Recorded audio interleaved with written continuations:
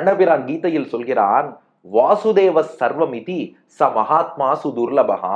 அர்ஜுனன்ட்ட சொல்கிறான் கண்ணபிரான், ஏ அர்ஜுனா, எனக்கு கிருஷ்ணன் தான் எல்லாம், எனக்கு வாசுதேவன் தான் எல்லாம், எனக்கு பகவான் தான் எல்லாம். அப்படி சொல்லக்கூடிய ஒரு பக்தன் கிடைப்பானா கிடைப்பானா நானும் தேடி தேடி பாக்குறேன்டா. அவன் கிடைத்தற்கு அரியவன், சுதுர்லபகா, ரொம்ப ரொம்ப அரியவன், கிடைப்பதே இல்லை. நானும் தேடி தேடி பார்த்தேன். இந்த அவதாரத்துல அப்படி ஒரு பக்தன் கிடைப்பானான்னு பார்த்தேன், எனக்கு கிடைக்கலன்னு ஏங்கி பகவான் சொன்னா.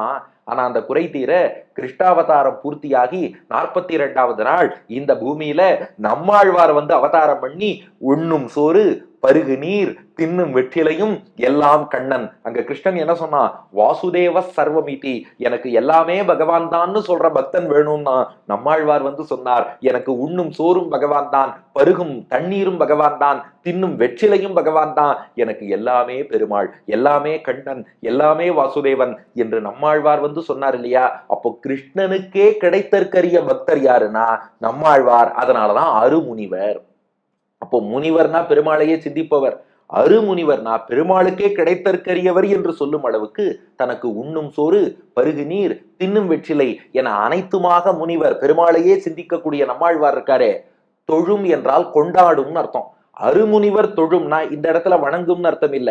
அருமுனிவராகிய நம்மாழ்வார் கொண்டாடக்கூடிய அளவுக்கு தவத்தோன் ராமானுசன், தவம் புரிந்தவரா ராமானுஜர். என்ன தபசுன்னா முன்பே பார்த்தோமே, சரணாகதி என்பதுதான் தவங்களிலே சிறந்த தவம். பெருமாள் திருவடியில ராமானுஜர் சரணாகதி செய்து அந்த சரணாகதி என்னும் தவத்தை உலகத்துக்கெல்லாம் உபதேசமும் செய்தாரே ராமானுஜர். இத பார்த்தாரா நம்மாழ்வார்.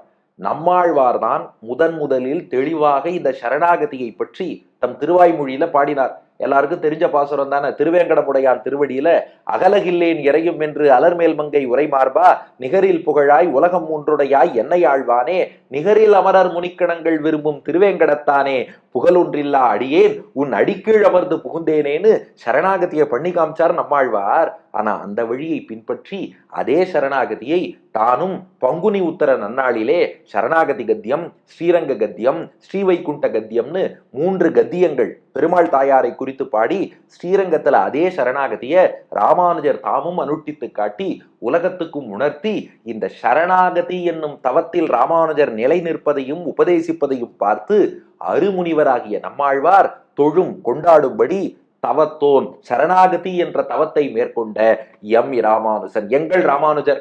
அப்ப நம்மாழ்வார் கொண்டாடும் அளவுக்கு கிரேட்டா இருக்கார் ராமானுஜர்.